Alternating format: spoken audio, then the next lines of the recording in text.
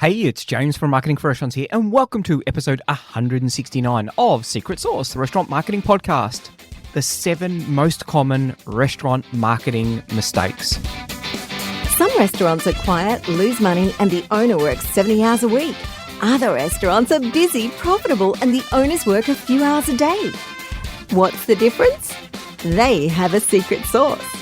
Join James from Marketing for Restaurants as he helps you come up with your recipe for restaurant success. Your secret sauce.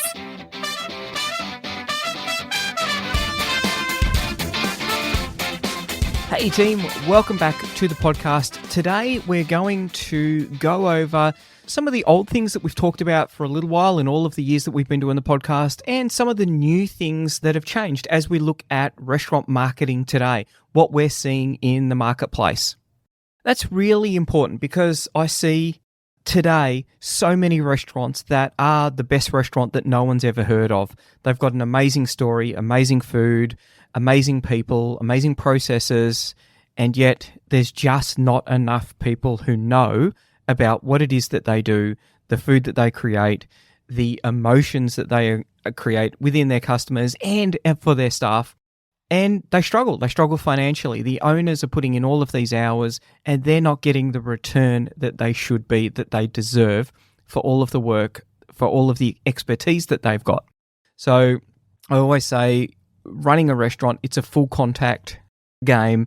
You want to be bringing your A game every day. And the marketing thing, well, you know what? Sometimes it gets a little bit left on the sideline. So today we're going to be making it front and center. We're going to be going through some of the mistakes that we see restaurants making.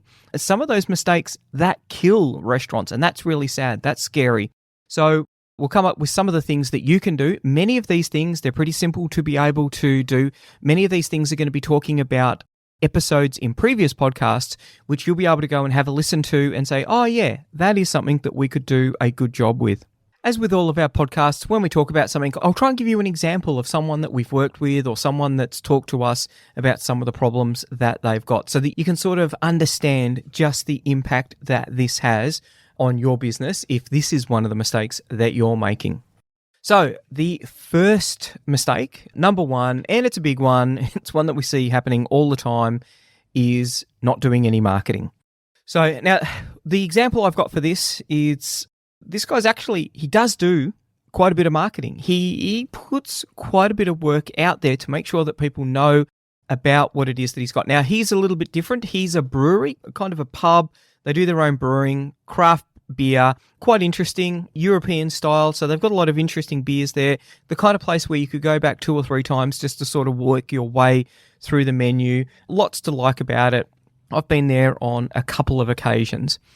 Now, and so we went there on Saturday night because they're doing a tie-up with a food van. So brisket, they had a sample platter with some great brisket, lots of other goodies in there, really well priced. I was really impressed by the food there.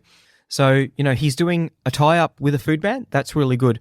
He's also been doing networking. So I go to a local business networking group and he's there every month. He's there. He'll be, and he's happy to talk about the kind of things that they do. He's got a distinctive product, so European style beers, and it's, the typical craft brewery kind of thing. So there's lots of big steel vats at the back. So you got a kind of an industrial kind of look. I quite like it. And importantly, the beers are really good.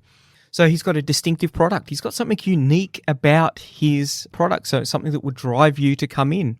So he's doing a lot of good things there. He's got the tie-up, he's got a unique product, he's out there networking, he's meeting other business owners.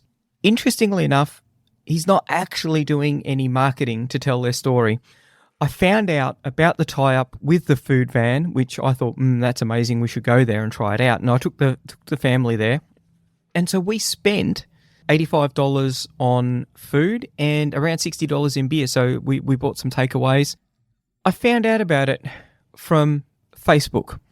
It was the food van that was actually doing marketing. So he wasn't even marketing to his previous customers. I went to the website to find out about it and there was no mention of the new tie-up. And I thought, wow, we're missing out on so much here. So I had to go to the website of the food van, Food van's not known for having great websites at the best of times. These guys did. They had the menu there. I had a look at the platter and I thought, you know what, I'm going to get that. And so it was a done deal. And we went there. We had a great time. The food exceeded our expectations. The beer were as good as they always are. So a great night was had by all.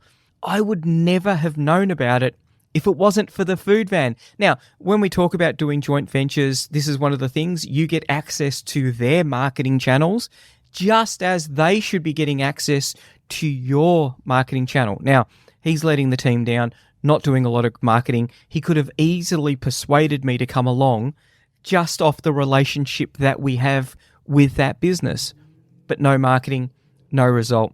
He was just lucky that the food van was out there punching above their weight when it comes to marketing and was actually able to get one of the brewery's own customers to come in. So that's the first one, not doing any marketing, not doing the important marketing. Number 2, ignoring your online presence. So what do I mean by the online presence? So typically it would be your website. That's the first thing that you want to start thinking about, but it's also your Google My Business account, and that's a really important one.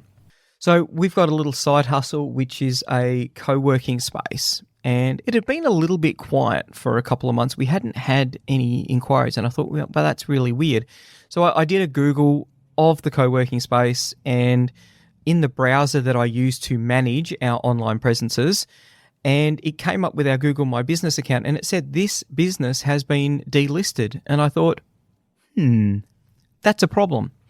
That's a huge drama because it meant that we weren't appearing on the map. Co-working space is very much a locational product.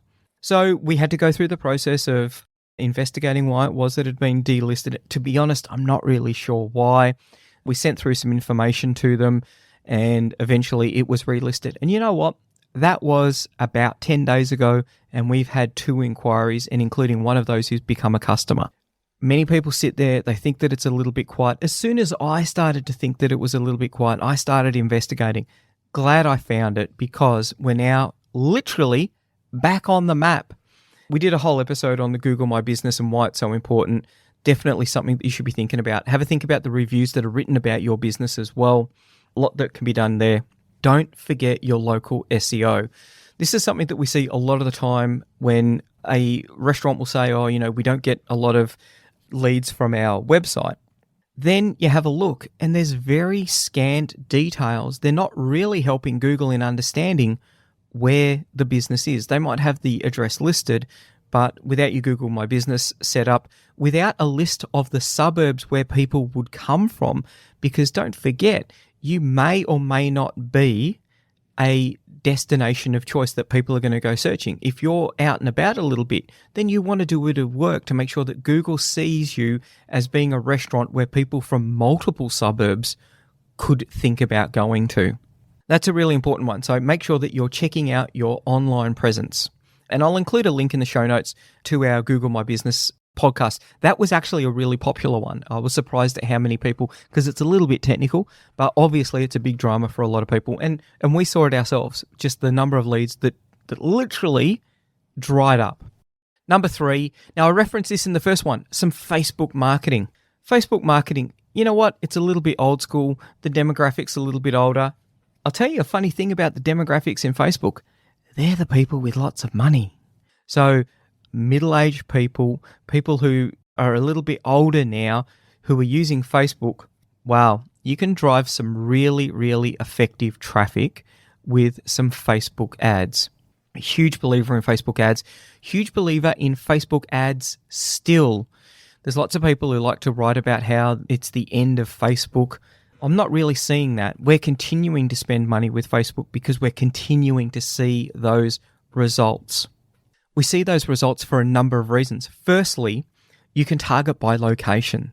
We're not spreading our marketing budget for, if you run a little cafe in a little suburb, there's no point casting your net out to people within 100 miles of where you are. They're just not going to come to see you. Not unless you're a destination restaurant. And it's a lot harder to do that. There's a lot more competition because people are going to be traveling a long way. So you want to be thinking about the narrowest geographic area possible that's got enough people for your product, for your restaurant. But it's more than that. You want to target people who like Indian food or chili, or they've got a bit of spare money to spend, or whatever it is that's unique about your restaurant, unique about your unique selling proposition. You do have one of those, don't you? Or unique about the offering that you've got. Remember, I like to target micro niches. So it might be people with celiac disease. This is your most popular gluten-free product. Target that to people with celiac disease. It might be people who are vegetarian. Your most popular vegetarian dish, you can target them. You can find those people within a short radius of your location who are vegetarian, who like spicy food, who like gluten-free food, who need a FODMAP diet.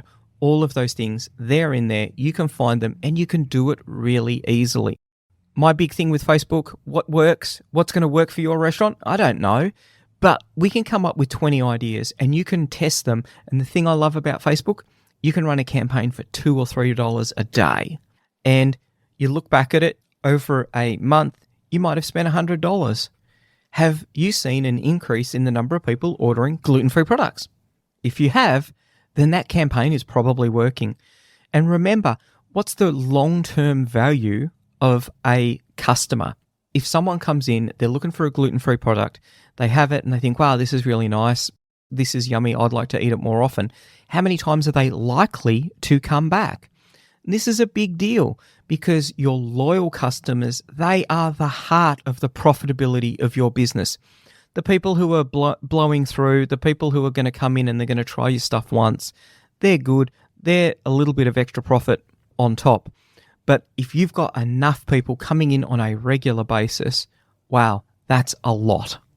When we're doing coaching with restaurants, I'll say, what is a customer worth to you? When I think about the place where I get my coffee, I have been going there for probably about 7 years. I get a coffee once a week. I get a hot chocolate for my beautiful wife. So I spend about $10 there every week. I have spent over $2,500 just on coffee and hot chocolate. So think about that. When you see someone coming in to get a coffee, you don't want to be thinking of them as, here's the guy who's about to buy a coffee. You don't want to see a $10 note. You want to be thinking a $2,500 customer. And I think that they do a great job because they treat me like that. We always have a little bit of a chat. We've really got to know him. I don't even say what it is. If I walk in with my wife, they've already put the order through because they've remembered it. I don't know how they do it. I've got an awful memory. Theirs is amazing. They know exactly, his wife knows exactly what it is that we order. So if you're doing a Facebook marketing campaign, if you're spending $100 a month, you don't need to get too many one-time customers come in to make it worthwhile. But how many customers are going to come in and think, the coffee here, and I go there because A, it's convenient. Places is a fairly important part of it. But also, I think that he has the best coffee in the local area. I really like it. It's my style of coffee. And so that's why I purchase from him. If other people agree with me, then he's going to have a lot of regular customers coming in. That $100 Facebook campaign that he continues to run, that is just going to find more and more and more regular customers, $2,500 customers. And that's what you want to be thinking about. So have a think about what Facebook campaigns that you're running. And I always think it's really interesting. I hear a lot from people who say, we do Facebook and, look, it's okay, but I don't think it really works very well for me. We were talking about a customer this morning in one of our marketing meetings, and I pulled up their Facebook page and there was a couple of issues with it, but then you can go in and you can actually see if they're running ads. Not running ads. Facebook, remember, is pay to play. This is the biggest mistake that people make when it comes to Facebook. They'll pay someone good money, $500, $1,000 a month to be managing their Facebook page, and they're not actually putting any ads behind it. There's no marketing budget. So all of that money is going into content creation. They'll put a post up. It's going to get 5 or 10 likes. It's going to be the same 5 or 10 likes that it always is. It's always the people who work either at the marketing company or at the restaurant, and it's not really getting the kind of traction that you want to be getting. Now, the next one is, and this is critical today, absolutely critical, not putting your prices up. You need to cost out everything. I'm sure you've done that. I'm sure you've costed your menu. I'm sure that you're looking at all of the menu engineering that goes into it. If not, have a listen to our podcast. But there's two ways of doing this. The first thing is you can do it the proper way, which is to cost out everything. So how much does it cost to produce a hamburger? So how much is the burger? How much are the buns? How much is the lettuce? How much is the cheese? Add all of those bits up. Then you've got someone who is cooking. They're away at the grill. They're there for 8 hours. And in that time, they're going to produce 100 burgers. So take their wages, divide it by 100. That's the kind of cost that you're thinking about. That can be laborious, and there's lots of arguments about how you should cost that out. That's a very, very rough way of doing it, but it gives you a kind of good indication, because your food cost should be about 30% of your revenue. So you want to be sort of backing out those sort of numbers just on the raw input costs, excluding labor. But there's another way of doing it, which is, and I'm not talking about going and having a look at what other people are charging. That's something that can give you a little bit of an idea about where you should be at. But how much profit are you making? And if you're not making a lot of profit, then you need to do something fundamentally about your prices. There's a lot of reasons why people don't do that. They're worried that people are going to go somewhere else. They're worried about the number of customers is going to drop off. I haven't really seen that happen. On top of that, we're living in a high inflationary environment. Too many people these days aren't looking at their costs on a quarterly, if not monthly basis, to see what it is costing to buy all of the ingredients, to see what their energy costs are, what's happened to their lease, all of those costs. They're all, FYI, no surprises, they're all going up. None of them are coming down, all going up. You've got to be thinking about putting your prices up. People are expecting to see price rises going up. Now, how much should you put your price up by? Let's just have a quick little think about it. So let's just say that you run a small business and it's doing $500,000. You, for the sake of argument, let's just say that you're paying yourself a fair wage for the work that you do. So you are being paid for all of the hours. And that is the case, isn't it? Isn't it? Let's just say it is for this example. $500,000, your wage is taken care of. But at the end of the year, when you go to the tax man, you're making a $5,000 profit. So if you put your prices up by just 1%, and I've got to tell you, no one is going to notice a 1% pay rise. If you put your prices up by 1%, then your revenue would go up to $505,000. But your profit would go from $5,000 to $10,000. If you put your prices up by 10%, your revenue would go up to $550,000. Now, assuming that you don't have a decrease in the number of customers who are buying from you, you're going to turn a $5,000 profit into a $55,000 profit. Big numbers. That's why you've got to be thinking about it. What is the kind of profit that you want to be making out of your business? That should be in your business plan.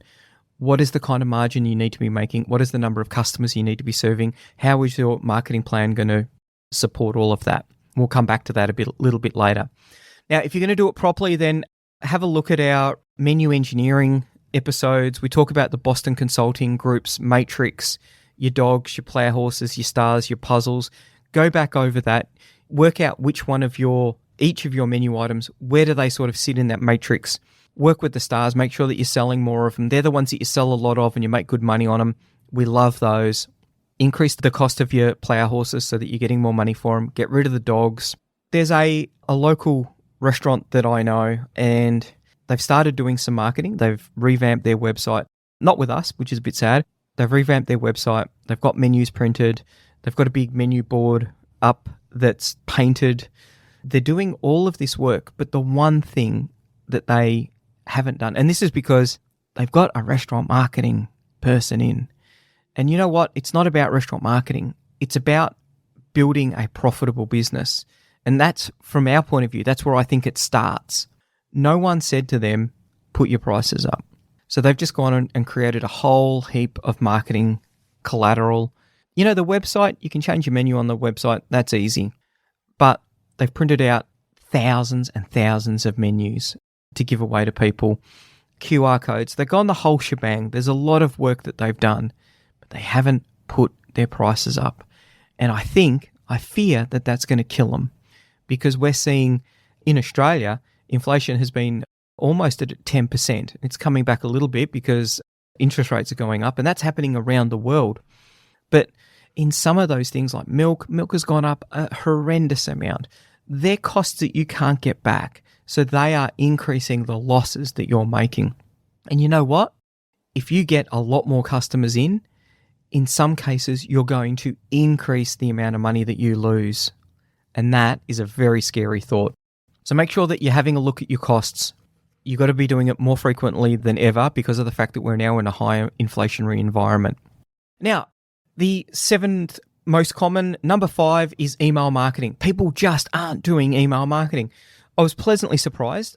I put my email out there quite a lot because I like to see what people are doing. I was like, oh, look at that. That's a really cool, funky email. I might go out and visit them. That'd be good. See what they're up to, see what's new, see what's exciting. I love doing that sort of stuff. I don't get a lot of emails. And that's because of a couple of reasons. One, a lot of people use booking and online ordering companies that come in between you and your customers. Little tip. Never, ever, ever let anyone come between you and your customers. That relationship, that is gold. That is where there is gold. That is something that you've got to protect. If you're letting someone else in between you and your customer, you're losing that customer.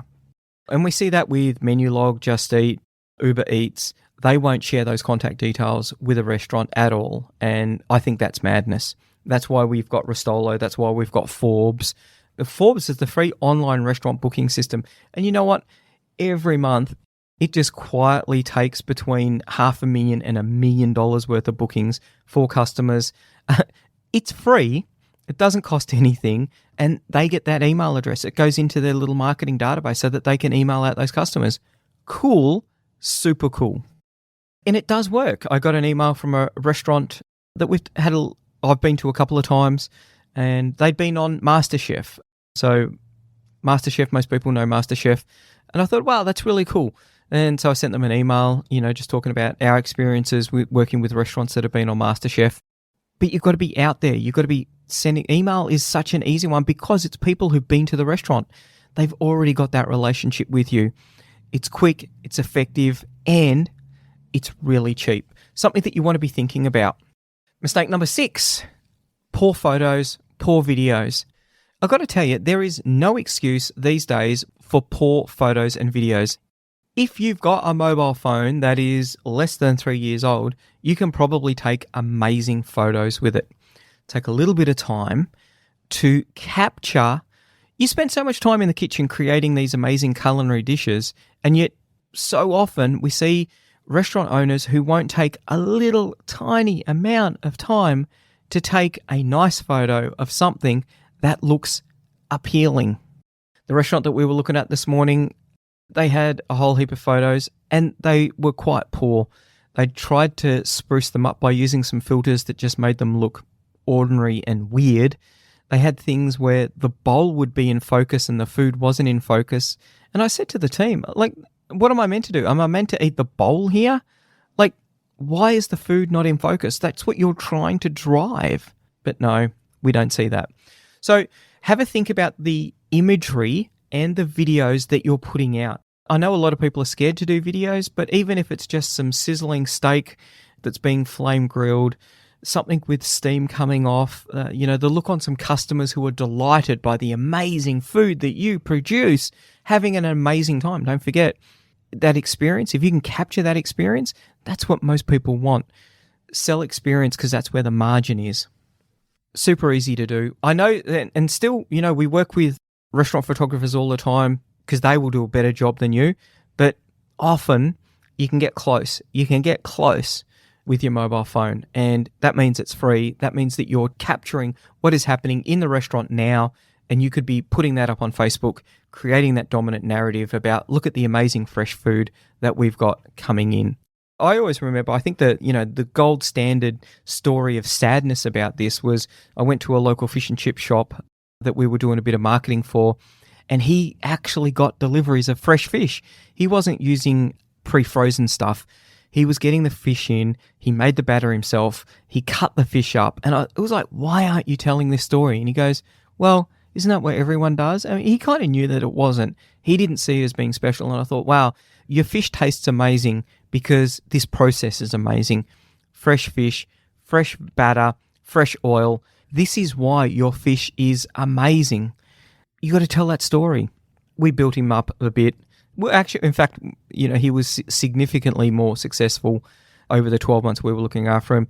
Sold the business, the new owner, they went back to doing it the old school way that every other fish and chip shop went, and it's changed hands since then. Mistake number 7, staff training. Your staff are a part of the product. So remember the 4 Ps of marketing: product, place, price, and promotion.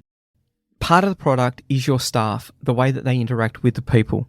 They should be aware of what your high margin items are. What are the stars on the menu? Not based on what they think it is, but what you're making the most money out of. Is that what they're recommending? Are they going for the upsell? Are they thinking about the average customer long-term value? What is it that they do to try and maximize the amount of revenue that you get from the customer tonight? Are they producing an experience that the customer's going to want to come back for? I think that there's a lot that can be done in building a culture for your staff. A lot of it's around training so that they know what to do so that they are maximizing the revenue. You've really got 3 sales tools in your business. The first one is the website. A lot of people say, website's just marketing. No, it's a sales tool as well. That amazing photo of the amazing dish that you produce. You want people, the marketing bit is getting them to have a look at that photo. The sale bit is like, wow, that looks amazing. That's what I'm going to eat tonight. Sell that. The other thing's your menu. That's why menu engineering is so important. The last bit is the staff. What is it that they're doing to sell the value that you create for the people who come into your restaurant? So staff training, have a think about that. That's the 7 of the 7 most common restaurant marketing mistakes. But I always like to underpromise and overdeliver, and you should too. The last one is not having a marketing plan. Have a think about what your unique selling proposition is. You do have one of those. I hope you do. What is it? Who is your ideal customer? And don't say everyone who lives within 15 miles of our restaurant, because that's, if you sell to everyone, you're going to sell to no one. Pick out the people who can afford your product, who it really resonates with, who want to come back. Pick the ones that you can turn into repeat customers. Or, if you're in a tourist area, have a very clear message that you can get out to all of the tourists that are there. How are you going to get that message out to them? Have a look at the calendar. Be thinking 3 months out. What is it that's coming up in 3 months' time? How are we going to create a marketing campaign for the public holidays that are coming up? Are there any special events coming up? Is it World Donut Day? We've just had World Chocolate Day. I got bored and created World Entrepreneurs Who Like Whiskey Day because literally I don't drink during the week, and 5 out of 7 years, there's a night where I'm going to be able to pour myself a whiskey guilt-free because I created my own day. Why don't you create your own day? Are you going to run a challenge? What joint ventures are you going to be doing? Have a think about that marketing plan. Make sure that you're thinking about your business plan as well. That's critical, super critical, because you want to make sure that what revenue do you need to create the profit that you want. Once you know what your revenue target is, then you can start thinking about the dishes that are going to produce how much profit, how many of those do you need to sell. That is, if you know that you've got to be generating 20,000 a week, how many people is that going to be? What days do you want them to be coming in? How are you going to space them out across the different days so that you're not doing 50% of your revenue in just 2 nights? How are you going to work all of that? How are you going to take new customers and turn them into repeat customers? That is all part of your marketing plan. There we go. They're the 7 most common restaurant marketing mistakes. They're the things that we're seeing today. People coming to us and struggling with those specific areas of getting the amazing story that they have and putting that in front of people who may or may not want to come into their restaurant. You got to get it in front of the people who want to come into the restaurant. You got to actually deliver on that product. And then, you know what? Maybe, just maybe, they're going to come back in. Then you've found yourself a new regular customer, the heart and soul of the profitability of a restaurant. That's about it. We've got lots of tools on the website. Make sure that you jump in and have a look at all of those tools. We can help you. We can do a quick audit of your online presence to see just how well it's going and give you a few ideas. That's obligation free, and it's designed to specifically give you some ideas on how you can increase your marketing. And we do that because some people are in such a tight space they don't have any marketing budget at all. that is really hard. So we try and save people who are in that awful, awful place. And then, because when they do have a little bit of cash, you know what? Most of the time they spend it with us. Hooray! Free online restaurant booking system, Restolo, which is super cheap and win-win for everyone because you're getting those customer details. And of course, don't forget our SEO Plus, which is our done-for-you marketing plan. That's about it. You have a busy week, and yeah, we'll talk soon. Bye. Want more customers for your restaurant, cafe or takeout? Every month, our marketing tools and information are used by thousands of restaurant owners just like you to help them find more customers and turn them into repeat customers. All of our tools and information is designed specifically for restaurant owners. We know you don't have a lot of time to spend marketing or learning complicated procedures, so our tools are quick and easy to use. If you're looking to increase your revenue and profits or want to work less hours, check out marketingforrestaurants.com.